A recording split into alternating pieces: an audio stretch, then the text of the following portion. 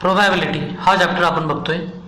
या आधीच्या व्हिडिओमध्ये आपण रँडम एक्सपेरिमेंट म्हणजे काय हे पाहिलं की ज्या एक्सपेरिमेंटचे रिझल्ट एक्सपेरिमेंट करण्या अगोदर आपल्याला माहिती असतं आणि त्या एक्सपेरिमेंटचा प्रत्येक रिझल्ट येण्याची शक्यता पॉसिबिलिटी सर्व रिझल्टची सेम असे रँडम एक्सपेरिमेंट.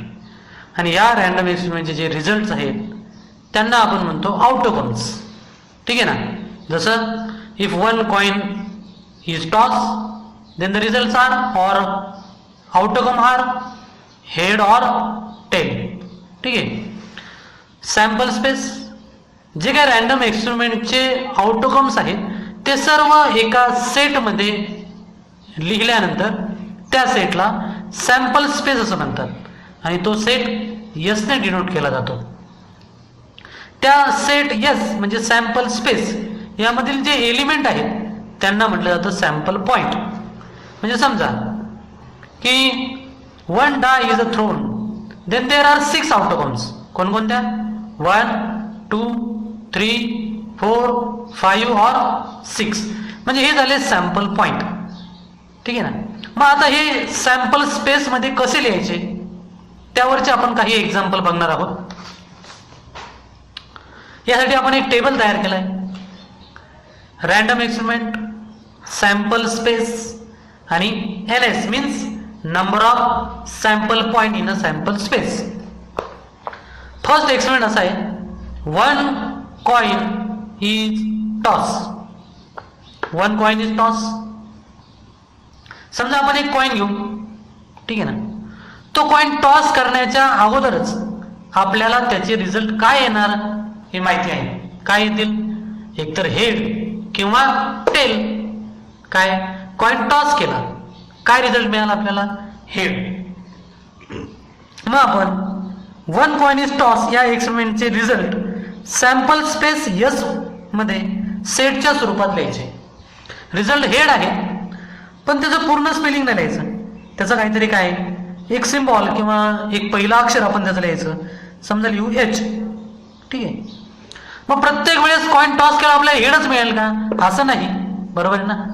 असं नाही. काही वेळेस काय आपल्याला टेल पण मिळेल आणि टेल आणि हेड यापैकी काय मिळेल यांच्या दोघांच्याही पॉसिबिलिटी सेम. ठीक आहे ना. हेड मिळेल किंवा टेल. मग टेल ही पॉसिबिलिटीज कशी लिहिणार? तर T. यापेक्षा वेगळी पॉसिबिलिटीज आहेत का की टॉस केल्यानंतर काही वेगळी पॉसिबिलिटीज मिळेल? तर नाही.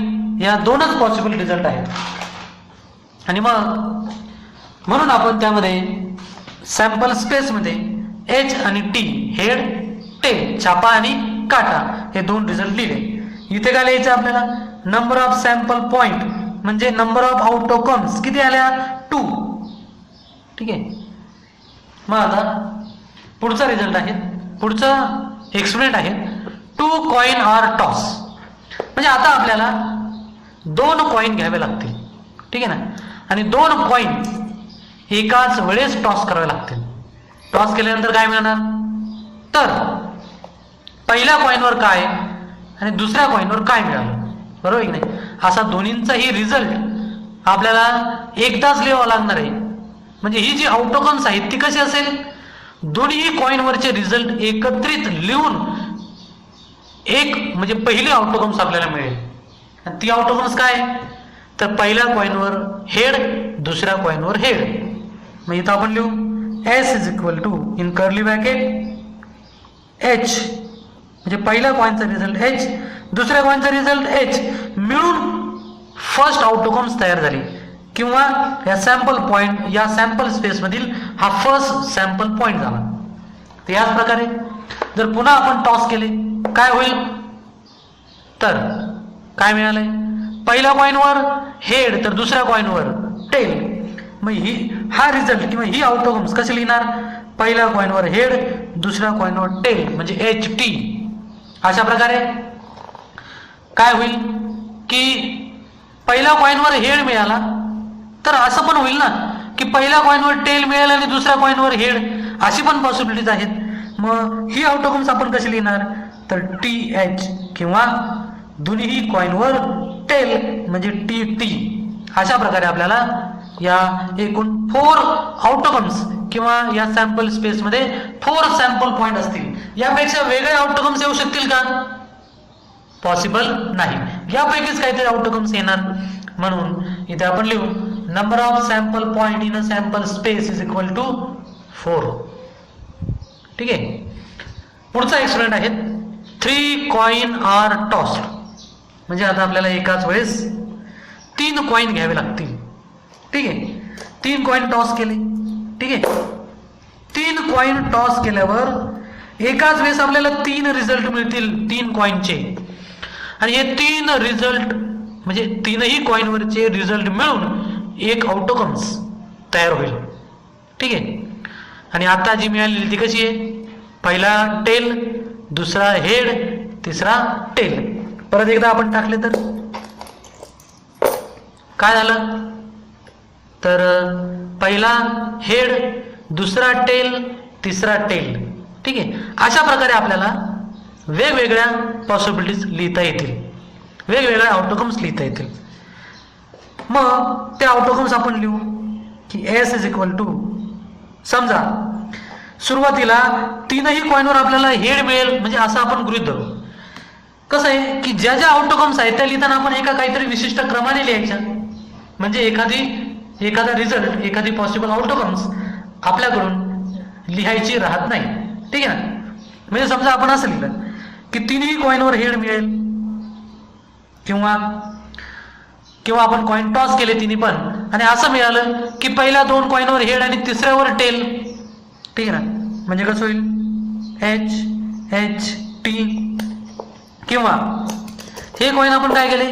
टॉस केले आणि काय झालं की पहिल्या कॉइनवर हेड मिळाला, पहिल्या कॉइनवर टेल मिळाला, दुसऱ्या कॉइनवर हेड, तिसऱ्या कॉइनवर हेड. म्हणजे ही पॉसिबिलिटीज कसली येणार? TH. किंवा असं होईल की टॉस केलं की पहिल्या कॉइनवर हेड, दुसऱ्या कॉइनवर टेल आणि तिसऱ्या कॉइनवर हेड, म्हणजे मधल्या कॉइनवर आपल्याला टेल मिळू शकतो. ही पॉसिबिलिटी कशी लिहिणार? तर HTH. ठीक आहे ना. किंवा असं होईल की दोन्ही म्हणजे पहिल्या कॉइनवर हेड आणि बाकीच्या 2 कॉइनवर टेल मिळू शकतो. पॉसिबिलिटीज कशी असेल किंवा आउटकम्स कशी असेल? HTT. ठीक आहे. किंवा पहिल्या 2 कॉइनवर टेल मिळेल, तिसऱ्यावर हेड मिळेल, किंवा पहिल्या कॉइनवर टेल, दुसऱ्या कॉइनवर हेड, तिसऱ्या कॉइनवर टेल. ठीक आहे ना. किंवा 3ही कॉइनवर टेल मिळू शकतो. जेवढ्या काही पॉसिबल आउटकम्स आहेत त्या सर्व पॉसिबल आउटकम्स आपण यामध्ये लिहिल्या. किती आउटकम्स आल्या? 1, 2, 3, 4, 5, 6, 7 आणि 8.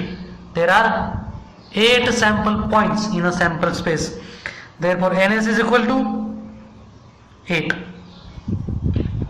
आता पुढचे जे काही रँडम एक्सपेरिमेंट आहेत तो रँडम एक्सपेरिमेंट डाय साठी आहेत. डाय सबसिडी खेळताना आपण क्यूब यूज करतो ना. ठीक आहे. आणि या क्यूब टाकल्यानंतर त्यावर आपल्याला काय गुण मिळाला हे आपण कसं ठरवतो? वरच्या सरफेसवर, अप्पर सरफेसवर काय मिळालंय त्यावर. ठीक आहे ना. बाकीच्या नाही. तर अप्पर सरफेसवर काय मिळालं त्यावर डिपेंड असतो. मग समजा आपण इथे लिहू की S is equal to sample space, S is equal to काय काय पॉसिबिलिटीज आहेत. जसा आत्ता आपल्याला अप्पर सरफेसवर 1 मिळाला, टाकलं. किती मिळाला? 3. ठीक आहे ना. पुन्हा एकदा टाकला. किती मिळाला? 6. पुन्हा टाकला 2. म्हणजे अशा प्रकारे हे जे काही 6 सरफेस आहे त्यापैकी कोणताही सरफेस अप्पर वरच्या बाजूला येऊ शकतो आणि ते गुण आपल्याला मिळू शकतात. म्हणजे याचे जे काही आउटकम्स आहेत ते कसे असतील? एकतर 1 मिळेल, 2, 3 मिळेल, किंवा 4, किंवा 5, किंवा 6. लिहिताना असे क्रमाने लिहायचे. मिळताना आपल्याला कोणताही मिळू शकतो, आहे की नाही. की आपण कॉइन टॉस केला तर 1 मिळेल किंवा 6 मिळेल. माझं 1, 6 असं न लिहिता एका क्रमाने आपण लिहिलं, कारण सर्वांची पॉसिबिलिटी सेम आहे येण्याची. म्हणून आपण इथे लिहू की किती सॅम्पल पॉईंट मिळाले आपल्याला इथे? 1, 2, 3, 4, 5, 6. देर are 6 possible outcomes. Therefore number of sample point in sample space is 6. पुढचा एक्सपेरिमेंट घेऊ आपण. 5,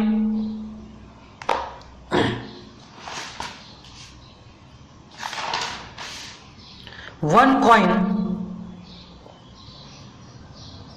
coin and 1 die is thrown simultaneously.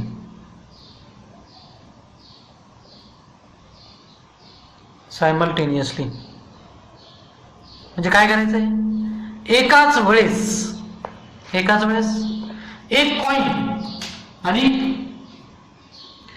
Coin आणि एक डाय आपल्याला एकाच वेळेस टाकायचे आहेत.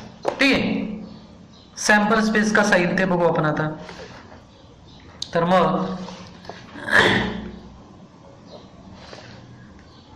यासाठी आपल्याला एक कॉइन आणि एक डाय आपल्याला घ्यावं लागेल. ठीक आहे, एक कॉइन आणि एक डाय.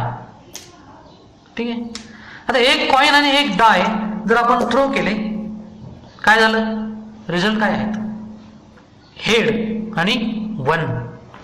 म्हणजे या एक्सपेरिमेंटच्या आउटकम्स मध्ये आपल्याला सॅम्पल स्पेस मध्ये आउटकम्स किंवा सॅम्पल पॉइंट लिहिताना कॉइन वरचा रिझल्ट आणि डाय वरचा रिझल्ट एकत्रित लिहून एक सॅम्पल पॉइंट किंवा एक आउटकम्स तयार होणार आहेत. ती कशी, तर पहिलं आपण डायचा रिझल्ट लिहू 1 आणि नंतर H. ठीक आहे ना, 1H असा एकत्रित दोघांचा रिझल्ट म्हणजे काय झाला, एक सॅम्पल पॉइंट. पुन्हा आपण टाकला, काय होईल, हेड 5 किंवा टाकला काय मिळेल, हेड 4. ठीक आहे ना, हेड 3, हेड 2. प्रत्येक वेळेस हेडच मिळेल असं नाही, बरोबर की नाही. काय टेल पण मिळू शकतो आपल्याला, की टेल 4, टेल 3 अशा प्रकारचे याचे आउटकम्स आहेत. ते आपण क्रमाने लिहू, म्हणजे 1H किंवा डायवर 2 आणि हेड कॉइनवर हेड मिळेल, किंवा डायवर 3 कॉइनवर हेड, डायवर 4 कॉइनवर हेड, किंवा 5H 6H, किंवा जसं इथे टेल मिळाला की टेल आणि कॉइनवरचा रिझल्ट, बरोबर की नाही. तो फक्त आता इथे टेल आणि 4 मिळाला आहे, पण आपण क्रमाने लिहू, म्हणजे प्रत्येक वेळेस टेल आणि 4च मिळेल का असं नाही ना. 1 आणि टेल असा पण रिझल्ट लिहू शकतो, 2 टेल, 3 टेल, 4 टेल, 5 टेल किंवा 6 टेल. यापेक्षा वेगळा रिझल्ट येईल का, तर नाही. म्हणजे एकूण पॉसिबल आउटकम्स किती आहेत, मोजावे लागतात आपल्याला. 1 2 3 4 5 6 7 8 9 10 11 आणि 12.